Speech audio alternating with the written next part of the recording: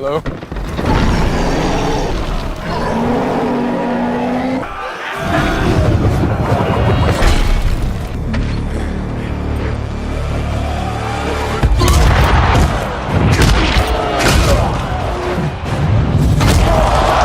तो मूवी के स्टार्ट में हम एक लड़की जेन फोस्टर को देखते हैं। उसके साथ उसके प्रोफेसर और उसकी असिस्टेंट भी होती है। वो लोग खुले आसमान के नीचे कोई रिसर्च कर रहे होते हैं। तभी उन्हें आसमान से कोई लाइट निकलती हुई दिखाई देती है और तभी वहाँ पर एक बहुत बड़ा टोर्नेडो आता है और उसमें से एक आदमी बाहर आकर गिरता है जिसने कपड़े तक नहीं पहने होते और प्रोफेसर उनको कुछ कपड़े पहनाता है। अब यहाँ से स्टोरी आती है पास्ट में और हमें मिडगार्ड का सीन दिखाया जाता है। ऐसा किंगडम और ऐसी दुनिया जो कि जमीन से ऊपर है उसे एस्गार्ड कहते हैं और मिडगार्ड उसे नीचे वाली दुनिया यानी जमीन को कहते हैं। वहाँ पर कुछ फ्रोस्ट जायंट का अटैक होता है क्योंकि वो मिडगार्ड पर कब्जा करना चाहते थे, लेकिन तभी वहाँ पर एस्गार्ड से किंग आता है जिसका नाम किंग ओडिन होता है और उन सब जायंट से लड़कर उन्हें हरा देता है। इन जायंट्स के लीडर का नाम लोफी होता है और किंग ओडिन लोफी को बुरी तरह से हरा देता है और उसके पास एक खतरनाक वेपन भी होता है जिसे किंग ओडिन अपने पास रख लेता है। इनफैक्ट ये वेपन किसी भी लीडर की ताकत हुआ करता है और हर किंगडम के पास उसका अलग वेपन होता है। इस वेपन की खासियत ये थी कि किसी भी चीज को फ्रीज कर सकता था। अब किंग ओडिन उस वेपन को अपने साथ ऊपर एस्गार्ड में ले आते हैं। इसी ओडिन अब कैसल में पहुंचते हैं तो हम उनके दो बेटों को देखते हैं। एक का नाम थोर होता है और एक का नाम लोकी। किंग ओडिन अपने बच्चों से कहते हैं कि आओ मैं तुम्हें एक चैम्बर में लेकर जाता हूँ जहाँ पर मैंने वेपन्स की कलेक्शन कर रखी है। जब वो लोग वहाँ पर जाते हैं तो हम देखते हैं वहाँ पर म्योनिर भी होता है, यानी मूवी के आगे जाके जो थोर का हैमर बनेगा। साथ ही साथ वहाँ पर कॉस्मिक क्यूब भी होता है। अब कई साल गुजर जाते हैं, थोर और लोकी बड़े हो चुके होते हैं और आज वो दिन होता है जब किंग ओडिन ने थोर को किंग बनाना होता है। वहाँ पर सब लोग आए होते हैं, लेकिन इससे पहले कि किंग ओडिन ये अनाउंस करते कि थोर अब यहाँ का किंग होगा, इससे पहले ही बहुत बड़ी प्रॉब्लम हो जाती है। वहाँ पर फ्रोस्ट जायंट्स अटैक कर देते हैं क्योंकि वो अपने वेपन को वापस लेने आए होते हैं। किंग अपने खास सिक्योरिटी गार्ड को ऑर्डर देता है इनको खत्म कर दो। उसका नाम डिस्ट्रॉयर होता है और डिस्ट्रॉयर जल्द ही उनको खत्म कर देता है। अब किंग, थोर और लोकी उस चैम्बर की तरफ जाते हैं ये देखने के लिए कि कहीं उनका वेपन चोरी तो नहीं हो गया, लेकिन वो वेपन लकीली वहीं पर होता है। अब थोर अपने फादर से कहता है कि हमें उनसे बदला लेना होगा, तो उसके फादर उसे मना करते हैं कि वेपन को तो कुछ भी नहीं हुआ तो तुम्हारा वहाँ पे जाना फजूल है। तो थोर कहता है मैं वहाँ पर जाऊंगा ताकि वो लोग यहाँ पर वापस दोबारा ना आ सके। फिर थोर अपने साथियों के पास जाता है और उनसे कहता है कि मेरे साथ आओ, हम लोफी के किंगडम पर अटैक करेंगे। अब उसके साथी मान जाते हैं और वो सब उस तरफ निकल पड़ते हैं। उस रास्ते पर पहुंचते ही वो देखते हैं कि वहाँ पर एक सिक्योरिटी गार्ड है जो कि किंग ओडिन का खास आदमी होता है। वो बाइफ्रोस्ट ब्रिज को गार्ड किया करता था। ये वही रास्ता होता है जहाँ से इन लोगों ने लोफी के किंगडम तक पहुँचना था। अब इस सिक्योरिटी गार्ड के पास एक स्वर्ड होती है जिससे ये रास्ता खुलना था और इसी स्वर्ड का यूज होते हुए उनके लिए उस किंगडम में जाना पॉसिबल हो जाता है। जब थोर वहाँ पर जाता है तो देखता है कि अंदर कोई भी नहीं है, तो वो ऊंची से चिल्लाता है, कहाँ हो तुम सब? क्या मेरे आने से डर चुके हो? बाहर आओ और मेरा सामना करो। तभी उनके सामने लोफी आता है और वो कहता है कोई नहीं डरा, बल्कि अब तुम लोग डरने वाले हो, तुम लोगों ने यहाँ आके गलती की है। तभी थोर का भाई लोकी सामने आता है और लोफी से कहता है कि हमें माफ कर दे, हम यहाँ से चले जाते हैं। तो लोफी कहता है अब नहीं। इसी के साथ फ्रोस्ट जायंट्स उन पर अटैक करने लगते हैं, लेकिन थोर अपनी थंडर पावर का यूज करते हुए उन सबको मारने लगता है और यहाँ पे काफी बड़ी फाइट छिड़ जाती है। तभी एक फ्रोस्ट जायंट लोकी का हाथ पकड़ लेता है तो उसका हाथ भी उन जैसा हो जाता है जैसे लोकी उन्हीं में से हो। सब लोग जीतने ही वाले होते हैं कि तभी लोफी के किंगडम से एक बहुत बड़ा जायंट मॉन्स्टर निकलता है जो कि इन पर अटैक करने वाला होता है, लेकिन थोर उसके मुंह के अंदर जाके उसकी बॉडी को चीरता हुआ बाहर आता है जिससे वो मॉन्स्टर मारा जाता है। लेकिन इस चीज का गुस्सा लोफी के किंगडम वालों को बहुत ज्यादा आता है। वो थोर को और उसकी टीम को मारने के लिए आगे बढ़ते हैं, लेकिन तभी वहाँ पर किंग ओडिन आ जाता है और थोर बहुत करेज से कहता है कि लोफी अब तुम क्या करोगे? मेरे फादर भी यहाँ आ चुके हैं। लेकिन ये क्या, जो थोर को लग रहा था ऐसा नहीं था। किंग ओडिन वहाँ पर लोफी से माफी मांगने आए थे ताकि ज्यादा इशू न बन जाए और वो सेफली अपने बेटों को और टीम को यहाँ से ले जाए। वो लोफी से कहते हैं कि हमसे गलती हो गई, हमें यहाँ से जाने दो। लेकिन लोफी कहता है गलती की सजा मौत है और अगर एक बार तुम लोग यहाँ पर अटैक की नियत से आ गए तो वापस नहीं जा सकोगे। लेकिन जब किंग ओडिन ये देखता है कि इससे काम नहीं चल रहा तो वो अपना मैजिक यूज करते हैं और अपनी टीम को वापस एस्गार्ड ले आते हैं। लेकिन एस्गार्ड वापस आते ही थोर का बिहेवियर काफी बुरा हो जाता है और वो अपने फादर किंग ओडिन से कहता है आप अगर मदद नहीं कर सकते थे तो वहाँ पर क्यों आए? मैं अच्छा खासा उनको हराने वाला था, आपने उनसे माफी क्यों मांगी, वो इस काबिल नहीं है। तो किंग ऑर्डिन थोर से कहते हैं कि तुम बदतमीजी से बात कर रहे हो। तो थोर कहता है और क्या करूं, आप मुझे लड़ने देते। किंग ऑर्डिन कहते हैं अब मैं तुम्हें बताऊंगा कि तुम क्या करोगे। वो उससे उसका ड्रेस और पावर छीन लेते हैं, इवन उसका हैमर भी। और अब थोर को फेंक दिया जाता है मिडगार्ड यानी जमीन की तरफ, मिडगार्ड से बहुत नीचे। और साथ ही साथ उसके हैमर को भी जमीन में फेंक दिया जाता है जो कि किसी और तरफ गिरता है। अब किंग ऑर्डिन कहते हैं कि हैमर मैंने जहाँ पर फेंका ये वहीं पर गिरा रहेगा और इसको वही उठा सकेगा जो इसको डिजर्व करता होगा, इसे उठाने के काबिल होगा।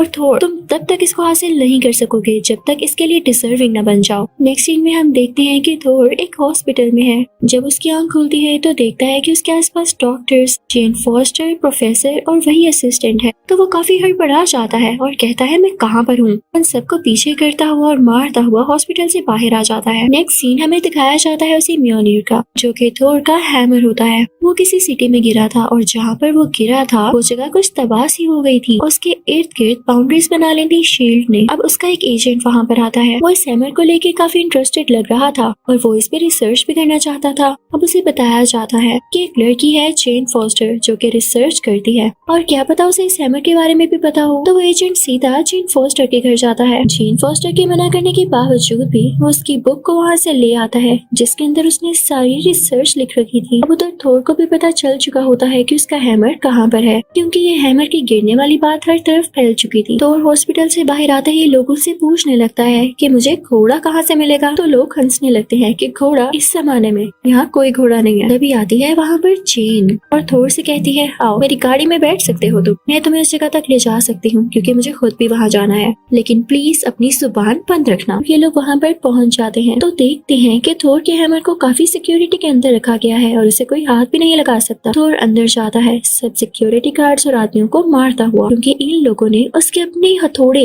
यानी हैमर पर कब्जा कर रखा था। आखिरकार थोर उस जगह पर पहुंच ही जाता है जहाँ पर हैमर होता है। वो उसे खुशी से उठाने लगता है लेकिन ये क्या, उससे हैमर उठाया ही नहीं जाता। थोर को बहुत दुख होता है और उसे गुस्सा भी आ रहा होता है। इतनी ही देर में शील्ड के एजेंट्स आ जाते हैं और वो थोर को जेल में बंद कर देते हैं। थोर देखता है कि वहाँ पर लोकी भी है। लोकी उसके पास आता है और उससे कहता है थोर तुमने बिल्कुल अच्छा नहीं किया, तुम्हारी वजह से फादर की डेथ हो चुकी है, किंग ऑर्डिन मर चुके हैं, उन्होंने तुम्हारा गम ले लिया था। तो थोर को काफी दुख होता है और उसे रिग्रेट भी हो रहा होता है कि उसने अपने फादर से बदतमीजी क्यों की और वो इसी सोच में गुम हो जाता है। अब रात को जेन के साथ जो प्रोफेसर होता है वो यहाँ पर आता है और जेल वालों को थोर का नकली ID कार्ड दिखाते हैं। कहते हैं कि इससे गलती हो गई, इसे नहीं पता था कि रिस्ट्रिक्टेड एरिया है, अब इसे मेरे साथ भेज दें, दोबारा ऐसा नहीं होगा। अब वहाँ से निकलते ही वो दोनों ड्रिंक करने लगते हैं लेकिन प्रोफेसर साहिब अपने होश खो बैठते हैं। तो थोर उन्हें इन फॉस्टर के घर ले आता है और अब वो दोनों बैठ के बातें करने लगते हैं जबकि प्रोफेसर रेस्ट कर रहे होते हैं। अब जेन थोर से पूछती है तो चलो अपने बारे में बताओ, तुम कहाँ से आए हो। तो थोर कहता है कि मैं एक किंग का बेटा हूँ, हम लोग किंगडम पर राज करते हैं। तो जेन कहती है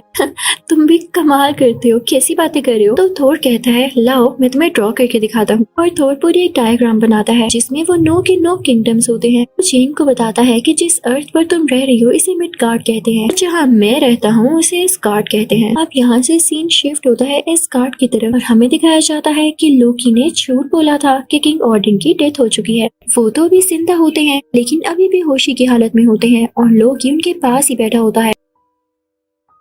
वहाँ पर लोकी के जहन में ये सोच चल रही होती है कि वो किंग ऑर्डिन को ही मरवा देगा क्योंकि वो चाहता है कि उनका बेटा और किंग बने और लोकी क्योंकि उनका असली बेटा नहीं होता इसीलिए वो लोकी को किंग नहीं बनाना चाहते। लोकी प्लान कर रहा होता है कि वो किंग को मरवा देगा और खुद यहाँ पर रूल करेगा क्योंकि थोर तो पहले ही जमीन पर है। वो वहाँ से उस चैम्बर में जाता है जहाँ पर वो फ्रीजिंग गैजेट होता है यानी लोफी का वेपन और उसको लेकर अब वो पहुँच जाता है उसी पाथवे पर जहाँ पर वो सिक्योरिटी गार्ड उस रास्ते को गार्ड कर रहा होता है। वो लोकी को मना करता है कि सॉरी मैं आपके लिए दरवाजा नहीं खोल सकता। तो लोकी कहता है अच्छा वो ये लो। इसी के साथ ही वो उस वेपन का यूज करते हुए इस बेचारे सिक्योरिटी गार्ड को जमा देता है। उसकी स्वर्ड लेकर पहुंच जाता है उसी किंगडम में यानी लोफी के इलाके। वो वहाँ जाके लोफी से कहता है कि तुम्हें मेरे लिए काम करना होगा, तुम किंग ऑर्डिन को मार डालोगे, जैसे ही तुम ये करोगे तो मैं तुम्हें तुम्हारा वेपन लौटा दूंगी, इस तरह से तुम्हारे पास ही तुम्हारी पावर्स आ जाएंगी और मैं भी किंग बन जाऊंगा। तो लोफी कहता है डील तो अच्छी है, मैं इसे एक्सेप्ट करता हूँ। लोकी वहाँ से वापस आ जाता है तो उसे थोर के दोस्त रोक लेते हैं और कहते हैं कि कितनी शैतानी सोच है तुम्हारी, तुम जो भी कर रहे हो हमें वो पता है। तो लोकी उनको खामोश करवा देता है ये कह के कि जल्द ही मैं तुम लोगों का किंग बनने वाला हूँ, इसलिए खामोश ही रहो तो बेहतर है। लेकिन थोर के साथी भी उसकी तरह ब्रेव होते हैं। वो जाते हैं मिडगार्ड थोर को सब कुछ बताने के लिए। वो थोर को बताते हैं कि लोकी असल में चाह क्या रहा है, उसने ये सारा सीन क्रिएट किया है ताकि वो किंग बन सके। तो थोर को तो ये सुन के बहुत गुस्सा आ जाता है। इस बात की खबर लोकी को भी हो जाती तो वो बादशाह के खास सिक्योरिटी गार्ड के पास जाता है जो कि मेटल से बना होता है, डिस्ट्रॉयर। अब लोकी उसे कहता है कि जमीन पर जाओ और थोर और उसके साथियों को मार डालो। तो डिस्ट्रॉयर लोकी की बात मानते हुए मिडगार्ड पर जाता है।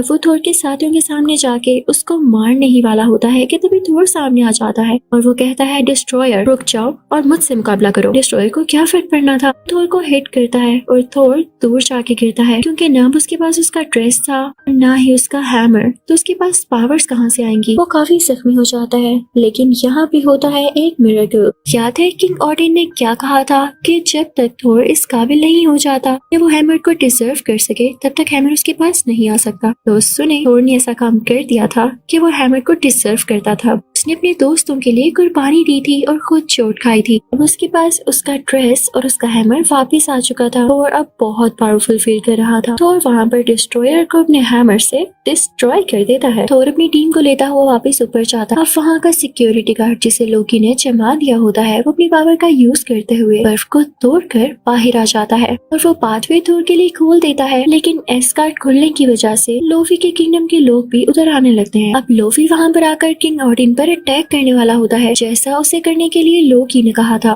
लेकिन लोकी यहाँ पर चाल चलता है और वो खुद ही लोफी को मार डालता है अपने फादर की आंखों के सामने ताकि वो अपने फादर यानी किंग ऑडिन को इम्प्रेस कर सके कि इसने अपने फादर की जान बचाई है। यहाँ से लोकी सीधा बढ़ता है बाइफ्रॉस्ट ब्रिज की तरफ और उसे एक्टिवेट करके उसमें से कोई खतरनाक बीम निकालने वाला होता है ताकि ये सारी जगह तबाह हो जाए और लोकी खुद अपने किंगडम पर राज कर सके और उसे रोकने वाला कोई भी यहाँ तक ना आ सके। लेकिन तभी वहाँ पर आ जाता है थोर और उसे रोकने वाला आज तक कोई पैदा नहीं हुआ था। थोर लोकी से कहता है तो तुम पास नहीं आओगे। तो लोकी कहता है नहीं, इसमें से मैं बीम्स निकाल नहीं वाला हूँ। तो थोर कहता है अच्छा ठीक है। थोर अपना हैमर उस ब्रिज के ऊपर दे मारता है जिससे वो ब्रिज डिस्ट्रॉय हो जाता है। लोकी ये देख के हैरान रह जाता है लेकिन ब्रिज टूटने की वजह से वो दोनों ब्रिज से नीचे गिरने वाले होते हैं। तभी वहाँ पर किंग ऑडिन आते हैं जो कि थोर का हाथ थाम लेते हैं ताकि वो नीचे न गिरे। लोकी ने थोर का हाथ पकड़ा होता है लेकिन जब उसे रियलाइज होता है कि वो इस काबिल नहीं था कि कभी भी अपने फादर को इम्प्रेस कर सके तो वो अपना हाथ थोर से खुद ही छुड़वा लेता है। अब हर तरफ ये बात फैल जाती है कि लोकी ब्रिज से गिरकर मारा गया। अब किंग ऑडिन आते हैं थोर के पास और उससे कहते हैं कि जब तक मैं जिंदा हूँ मेरी यही ख्वाहिश है कि मेरा बेटा मेरी आंखों के सामने किंग बने।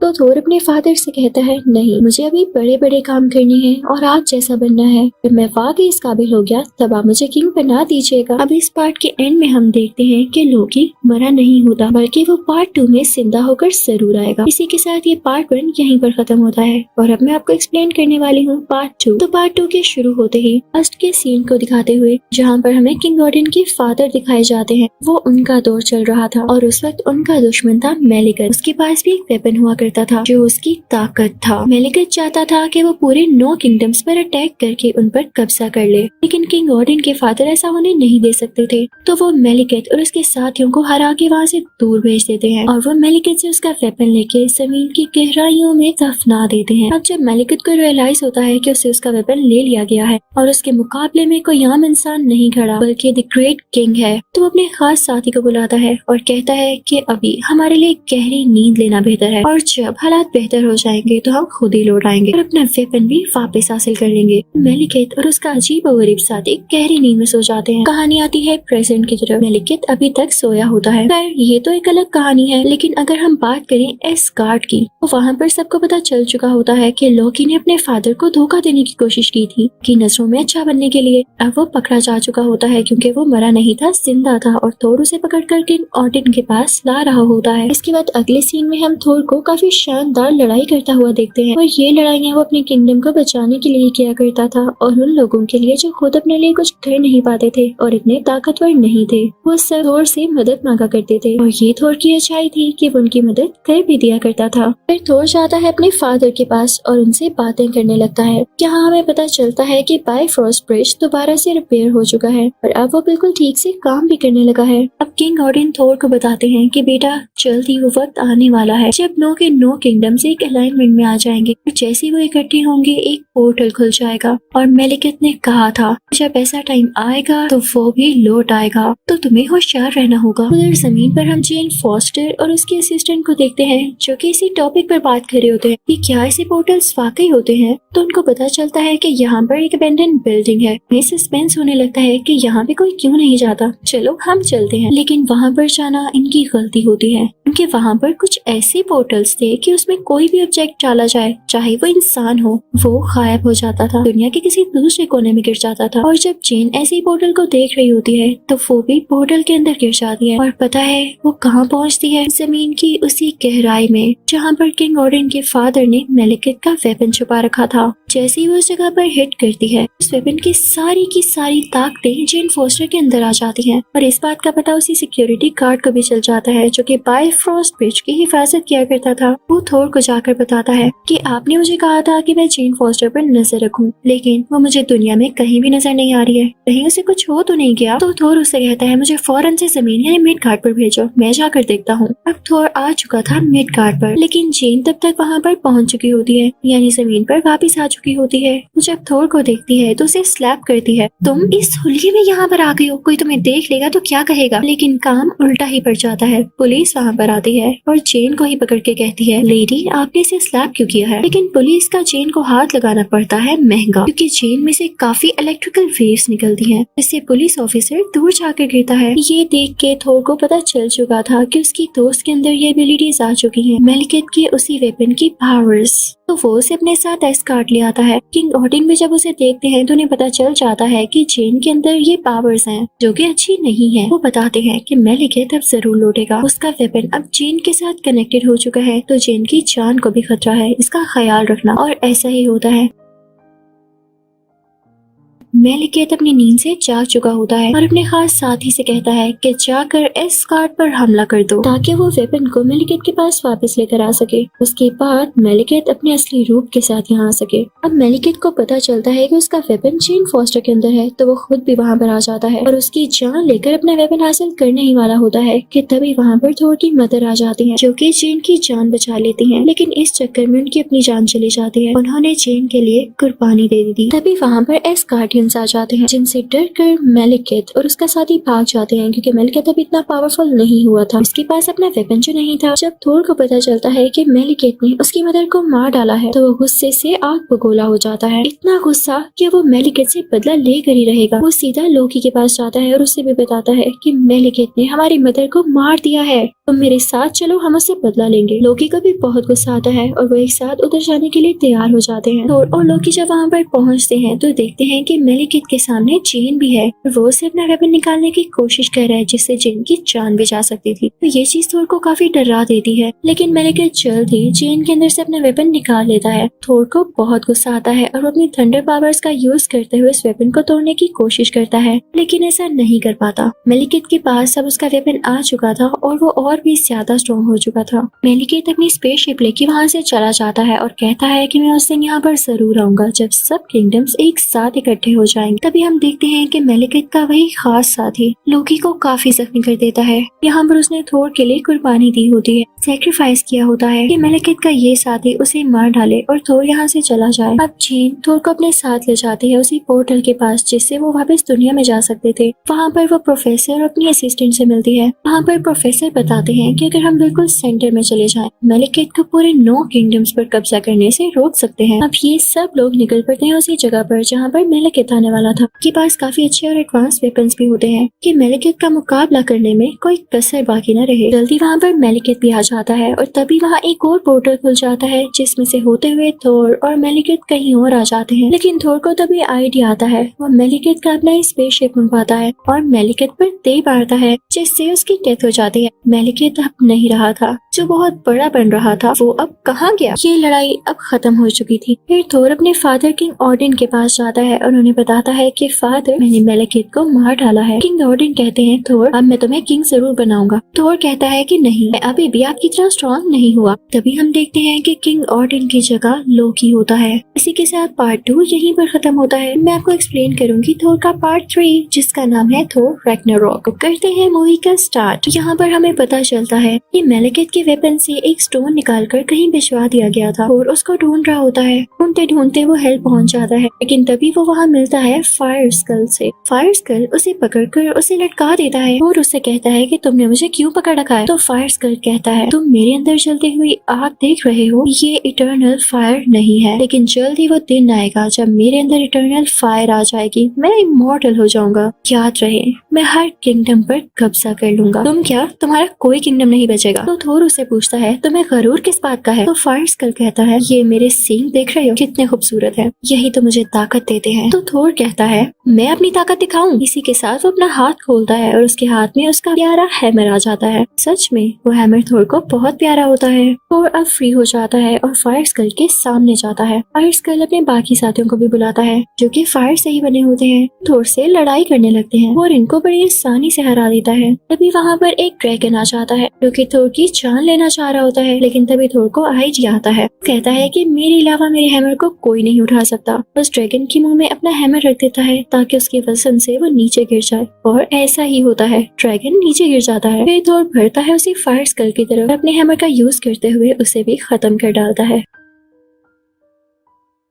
और उसका स्कल भी खींच लेता है। तो उसके सींग यानी उसका स्कल उठा लेता है और ऊपर की तरफ आवाज देता है कि पोर्टल खोल दो, यानी बायफ्रॉस्ट ब्रिज का दरवाजा। उसके लिए दरवाजा खोल दिया जाता है, लेकिन थोर आकर देखता है कि वहाँ पर पुराना सिक्योरिटी गार्ड नहीं है, बल्कि उसकी जगह कोई और है। वहाँ पर वो ड्रैगन भी जो कि थोर के पीछे पड़ा होता है, थोर के साथ इस गार्ड के अंदर आ जाता है। तभी वहाँ का दरवाजा बंद हो जाता है। ड्रैगन का मुंह अंदर होता है और बॉडी बाहर। उसके जिस्म के 2 टुकड़े हो जाते हैं। नया सिक्योरिटी गार्ड थोर को बताता है कि उसे लोकी ने रखा है और पुराने सिक्योरिटी गार्ड को भी लोकी नहीं हटाया है। तो थोर कहता है, ये क्या बात हुई। अब थोर अपने हैमर के साथ उड़ता हुआ किसी दूसरी जगह पर आ जाता है जहाँ पर किसी टाइप का प्ले हो रहा होता है। वहाँ पर किंग ऑर्डिन बैठे होते हैं और जो उनके सामने कैरेक्टर्स प्ले कर रहे होते हैं वो असली लोकी या थोर नहीं होते। वहाँ पर सब लोग ये तमाशा देख रहे होते हैं। वहाँ लोगों को ये शो करवाया जा रहा था कि थोर नहीं बल्कि लोकी ज्यादा अच्छा है, बहुत ब्रेव और सुपर है। और कोई देख के काफी गुस्सा आता है, और जब वो देखता है कि ये किंग ऑर्डिन नहीं है, उसे पता चल जाता है कि ये लोकी है, इसने किंग ऑर्डिन की शक्ल ले रखी है। थोर किंग ऑर्डिन के पास जाता है जो कि असल में लोकी होता है और उससे कहता है कि फौरन से अपने असली रूप में आ जाओ, मैं जानता हूँ कि तुम लोकी हो। लेकिन लोकी नहीं मानता। तो थोर कहता है, अच्छा तो तुम ऐसे नहीं मानोगे। अपना हैमर दूर फेंकता है तो वो वापस उसके हाथ में आ जाता है और अपना हैमर दोबारा फेंकता है और कहता है कि लोकी, फिर तुम अपने असली रूप में वापस ना आए तो ये हैमर इस बार तुम्हारे मुंह पर आकर लगेगा।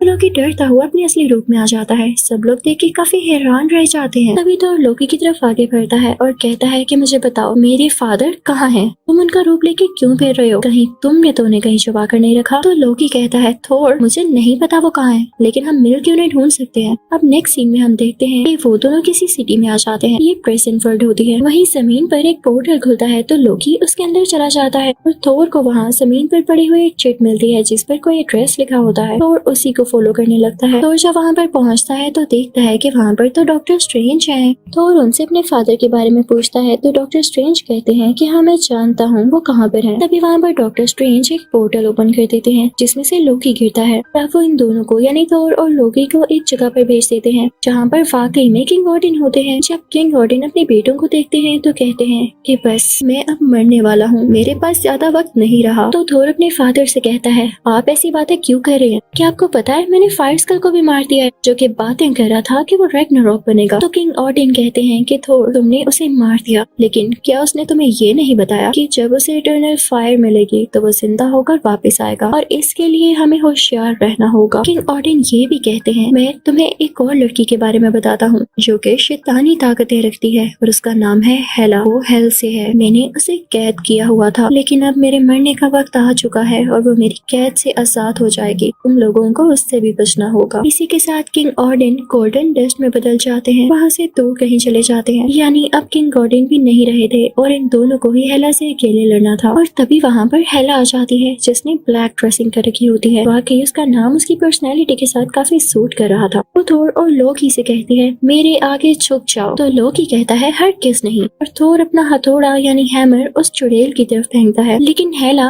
उसे फौरन से टुकड़े टुकड़े कर देती है। यानी उसमें इतनी खतरनाक पावर्स होती हैं। अब लोकी और थोर स्कार्ट वापस जाने लगते हैं, लेकिन उनके पीछे पीछे हेला भी आ जाती है और उन दोनों को पुश करते हुए उस रास्ते से हटा देती है। अब हेला खुद इस गार्ड के अंदर पहुंच चुकी थी। वहाँ पर उसे वही नया सिक्योरिटी गार्ड दिखाई देता है और उसके साथ 2 लोग और भी होते हैं, जिसे हेला फौरन से मार डालती है क्योंकि वो उसके आगे झुके नहीं थे। अब वो सीधा बढ़ने लगती है उसी नए सिक्योरिटी गार्ड की तरफ। तो वो हेला से कहता है मुझे मत मारे, मैं आपके सामने झुकता हूँ, मैं आपकी हर बात मानूंगा। तो हेला कहती है वाह, तुम्हें तो अपनी अकल का इस्तेमाल करना अच्छे से आता है। मुझे खुशी हुई कि तुम मेरे सामने झुके, तुम्हें इसका फायदा भी होने वाला है, वरना तुम मारे जाते। दूसरी तरफ हम थोर को देखते हैं जो कि हेला के पुश करने की वजह से किसी और प्लेनेट में जाकर गिरता है। वहाँ पर काफी ज्यादा स्क्रैप पड़ा होता है और तभी वहाँ पर एक स्पेसशिप आती है और उसमें से ढेर सारे एलियंस बाहर आते हैं। वो एलियंस आकर थोर पर अटैक करने लगते हैं, लेकिन थोर भी उनसे बराबर लड़ा होता है। वो उनसे हाथों से ही फाइट कर रहा था क्योंकि जाहिर है उसके पास उसका हैमर जो नहीं था। लेकिन तभी उन एलियंस में से एक एलियन उसके ऊपर काफी मजबूत नेट डाल देता है। तभी वहाँ पर एक और स्पेसशिप आती है जिसमें से एक लड़की बाहर आती है और उन सब एलियंस को मार देती है।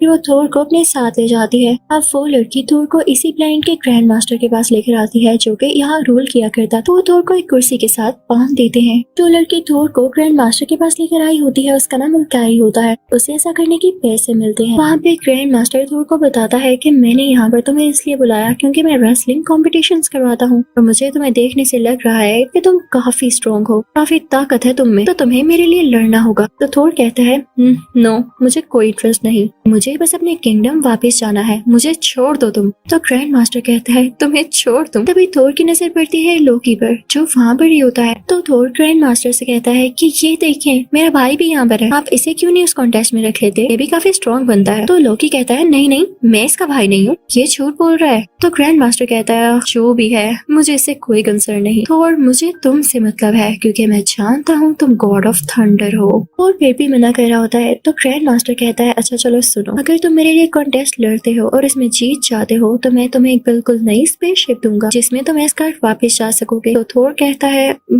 ओके ठीक है। थोर को एक कमरे में भेज दिया जाता है जहाँ पर एक रॉक मैन होता है। रॉक मैन थोर को बताता है कि जिससे तुम्हारी लड़ाई होने वाली है वो बहुत स्ट्रॉन्ग है, उससे आज तक कोई भी नहीं हरा पाया, इसलिए अपने वेपन जरा आराम से चूज करना जो उसको हरा भी सके। तो थोर कहता है यार मैं तुम्हें क्या बताऊं, मेरे पास अपना एक पर्सनल हैमर था जिससे मुझे बहुत ताकत मिलती थी, अगर वो आज मेरे पास होता ना तो मैं उसको चुटकियों में हरा देता। वो दिन आ जाता है जब थोर का रेसलिंग कंपटीशन होता है। थोर के बाल भी काटे जाते हैं और उसे एक नया ड्रेस पहनाया जाता है। दूसरी तरफ हम हेला को देखते हैं जो कि पूरे इस गार्ड में तमाशा क्रिएट कर रही होती है। सब लोगों से फोर्सफुली कह रही होती है मेरे आगे झुक जाओ, लेकिन कोई भी उसके आगे नहीं झुक रहा होता। तभी उन लोगों में से थोर का फ्रेंड बाहर आता है और कहता है तुम खुद को समझती क्या हो, तुम हम पर रूल नहीं कर सकती हो। हम पर थोर के दोस्त की टीम और हेला में लड़ाई होने लगती है जिसमें हेला जीत जाती है और वो वही के बाद सिक्योरिटी गार्ड को अपने साथ लेकर आती है जो उसके आगे झुक गया था। वो वहाँ पर उसे एक पिक्चर दिखाती है और कहती है ये 9 किंगडम्स हुआ करते थे, ओडिन और मैं यहाँ एक साथ अटैक करने आए, लेकिन ओडिन ने मुझे कैद कर लिया और खुद यहाँ पर कब्जा करके किंग बन गया। वो लोग वहाँ से पहुँचते हैं उस चैम्बर में जहाँ पर तरह तरह के वेपन्स और यूनिक चीजें होती है। वहाँ हम कॉस्मिक क्यूब भी देखते हैं और साथ ही साथ इटर्नल फायर भी, जिसे देख के हेला बहुत खुश होती है और उसमें से थोड़ी सी फायर लेके क्वीन को तोड़ते हुए उसके अंदर चली जाती है। वो उस जगह पर गई होती है जहाँ पर उसके साथियों को मार दिया गया था। वो आग को चारों तरफ फैला देती है और वहाँ पर सब मरे हुए लोग जिंदा होने लगते हैं। साथ ही साथ उसका एनिमल पेट भी जो कि एक ब्लैक वुल्फ होता है, वो काफी जायंट और खतरनाक दिख रहा होता है। अब हेला उसे धोखेबाज सिक्योरिटी गार्ड को अपना साथी बना लेती है और सीधा बायफ्रॉस्ट ब्रिज की तरफ जाती है। तो उन्हें पता चलता है कि यहाँ पे वो स्वॉर्ड तो है ही नहीं जिससे ये दरवाजा खुलता है और उसे पता है कौन ले गया था जिसकी ये तलवार थी। जी हाँ, वही पुराना सिक्योरिटी गार्ड। वो अपने साथ बाकी बचे हुए गार्डियंस को भी ले गया था क्योंकि वो जानता था कि इन लोगों को हेला से खतरा होने वाला है। फिर हम वो सीन देखते हैं जब थोर की लड़ाई शुरू होने वाली होती है, लेकिन उससे पहले वो वल्कैरी से मिलता है। उसके हाथ पर देखता है कि कोई निशान है और ऐसा निशान तो एस्गार्डियन के फाइटर्स के हाथ पर होता है और उससे कहता है कि तुम तो अपनी बंदी हो, तुम मुझे इस तरह से यहाँ पर क्यों लाई। उसे समझ आ जाता है कि वल्कैरी ने ये सब पैसों की खातिर किया। उसकी बातों को इग्नोर करते हुए वहाँ से चली जाती है और उसको बचाने के लिए कोई बात नहीं करती। अब लड़ाई शुरू हो जाती है। थोर देखता है कि उसके ऑपोजिट कोई और नहीं बल्कि हल्क है, तो वो खुशी से चिल्लाता है, वाह हल्क तुम। क्योंकि थोर और हल्क की काफी अच्छी अंडरस्टैंडिंग और दोस्ती होती है, लेकिन यहाँ पर हल्क उसे पहचानता ही नहीं। वक्त के साथ सब बदल जाता है। उन दोनों में बहुत ज्यादा फाइट होने लगती है। हल्क काफी जायंट होने की वजह से थोर को बहुत ज्यादा पंचेस मारा होता है। क्योंकि थोर के पास ना उसका हैमर होता है ना उसकी पावर्स, तो वो काफी हारने लगता है। काफी चोटें भी लगने लगती हैं। तभी वो बेहोश होने वाला होता है तो उसे उसके फादर यानी किंग ऑडियन का विजन आता है और उसकी पावर्स वापस आने लगती हैं। थोर भी अब उठ के हल्क को मारने लगता है, लेकिन ग्रैंड मास्टर ये देख के खुश नहीं होता। वो थोर को एक इलेक्ट्रिकल शॉक देता है क्योंकि वो नहीं चाहता था वो हल्क को हरा दे, क्योंकि हल्क सालों से जीतता आ रहा था। अब हम देखते हैं कि थोर बेहोश होने के बाद जब उठता है तो देखता है कि वो हल्क के कमरे में ही है। वो हल्क से कहता है कि तुम यहाँ कैसे आए। हल्क उसे बताता है जेट प्लेन के थ्रू। थोर भी वहाँ से बाहर निकलने की कोशिश करता है, लेकिन इलेक्ट्रिकल फील्ड्स लगे होने की वजह से वो नहीं निकल पाता। तभी थोर दोबारा आंखें बंद करता है तो उसे विजन में वही पुराना सिक्योरिटी गार्ड आता है जो उसे अपने साथ ले जाता है और दिखाता है कि देखो इस गार्ड की हालत कितनी खराब है। हेला ने हर तरफ तबाही मचा दी है, हमें तुम्हारी जरूरत है, तुम्हें वापस लौटना होगा। अब जब थोर अपनी आंखें खोलता है तो देखता है वो हल्क के रूम में ही है। वो वहाँ से बाहर जाने की दोबारा से कोशिश करने लगता है और वल्कैरी से भी कहता है, लेकिन वो उसे कुछ नहीं बताती। तो थोर खुद ही विंडो से जंप करता हुआ नीचे आ जाता है और जेट प्लेन की तरफ भागने की कोशिश करता है। वो प्लेन के पास पहुंच ही जाता है, लेकिन तभी पीछे पीछे हल्क भी आ जाता है जो कि उसे पकड़ने आ रहा। लेकिन थोर वहाँ पर एक वीडियो प्ले करता है तो हल्क वो वीडियो देखकर इंसान बन जाता है, यानी ब्रूस। उधर ग्रैंड मास्टर को ये लग रहा होता है कि थोर उनके सबसे खास क्रिएचर को पकड़ के अपने साथ लेके आए फायदे के लिए। तो वल्कैरी और लोकी से कहते हैं कि थोर को मेरे पास पकड़ कर लाओ, चाहे उसे जिंदा लेकर आओ या मार कर लेकर आओ। अब लोकी और वल्कैरी बाहर आते हैं, लेकिन लोकी उस लड़की को बताता है कि मैं और थोर असली भाई हैं और मैं उसे मरने नहीं दे सकता। ये दोनों भी एक टीम बन जाते हैं और थोर के पास जाते हैं। अब थोर, ब्रूस, वल्कैरी, लोकी और साथ कुछ और लोग से ग्रैंड मास्टर का स्पेसशिप चुराते हैं और एस्गार्ड के लिए निकल पड़ते हैं। दूसरी तरफ हम हेला को देखते हैं जो कि एस्गार्डियंस को तंग कर रही होती है और उन्हें जान से मारने की धमकी दे रही होती है। वो उन सब लोगों से पूछती है कि मुझे बताओ वो स्वर्ड कहाँ पर है, वो सिक्योरिटी गार्ड उसे कहाँ लेकर गया। तो तभी उनमें से एक आदमी बाहर आता है और कहता है कि हम लोगों को मत मारो, मैं तुम्हें बता देता। तो हेला उस लोकेशन पर पहुंच जाती है। वहाँ वो सिक्योरिटी गार्ड भी होता है जिसके पीछे वो आई होती है, लेकिन तभी वहाँ पर थोर का स्पेसशिप भी आ जाता है। वल्कैरी कहती है कि मैं हेला से लड़ूंगी, लेकिन तभी हम देखते हैं कि सामने से वही ब्लैक वुल्फ आ रहा होता है जो कि उन पर हमला करने वाला था। तो ब्रूस कहता है इसे मैं देख लूंगा। ऐसे नीचे जंप करता है तो गिर जाता है क्योंकि वो हल्क नहीं बना होता और वुल्फ उसे क्रॉस करता हुआ आगे बढ़ने लगता है, लेकिन जल्दी पीछे से ब्रूस हल्क में बदल जाता है और उस ब्लैक वुल्फ से लड़ने लगता है। दूसरी तरफ लोकी भी एक स्पेसशिप ले आया होता है और वो सारे एस्गार्डियन से कहता है कि आप सब इसके अंदर चले जाएं ताकि आप सेफ रहें। तभी हम उस दो के पास सिक्योरिटी गार्ड को देखते हैं जो कि हेला के साथ मिल गया था, लेकिन अब वो हेला के खिलाफ हो जाता है जब देखता है कि एस्गार्डियंस कितने इनोसेंट है और थोर कितनी मेहनत कर रहा है। वो हेला से ही लड़ने लगता है, लेकिन हम देखते हैं कि हेला थोर का गला दबा देती है और उससे काफी लड़ाई करती है। थोर यहाँ कमजोर पड़ रहा होता है क्योंकि उसके पास उसका हैमर नहीं होता और हेला काफी स्ट्रॉन्ग होती है। लेकिन तभी उसे एक विजन आता है जिसमें उसे अपने फादर दिखाई देते हैं और तभी उसमें थंडर की पावर्स आ जाती हैं और वो काफी ज्यादा ताकतवर हो जाता है। बाहर आकर उस ब्रिज पे जोरदार पंच मारता है कि डिस्ट्रॉय हो जाए, कि सब कुछ यहीं खत्म हो जाए। लेकिन तभी उसे याद आता है कि उसके फादर ने कहा था फायर स्कल लौट कर आएगा। तो वो लोकी से कहता है जब तक फायर स्कल यहाँ नहीं आएगा ये सब खत्म नहीं हो सकेगा, तो फौरन से उसे इटर्नल फायर देकर यहाँ पर लाओ। अब लोकी चाहता है और उसके स्केलेटन को इटर्नल फायर में रख देता है जिससे फायर स्कल दोबारा से जिंदा हो जाता है। वो यहाँ पर आ चुका होता है और हेला उसे देख के काफी डरने लगती है। वो आते ही अपनी तलवार एस्गार्ड के अंदर घुसा देता है जिससे हेला भी मारी जाती है और इसकी वजह से एस्गार्ड भी डिस्ट्रॉय हो चुका होता है और हर तरफ आग लग जाती है। हम थोर को देखते हैं जो कि स्पेसशिप में एस्गार्डियंस और अपनी टीम के साथ होता है। वो कहता है कि अब हम सेफली जमीन पर रहेंगे, तो एस्गार्डियन उसे कहते हैं कि आप हमारे किंग हैं। यहाँ पर थोर फाइनली एस्गार्डियंस का किंग बन जाता है। इसी के साथ ये मूवी यहीं पर एंड होती है। थोर के तीनों पार्ट्स कंप्लीट होते हैं। Thank you for watching.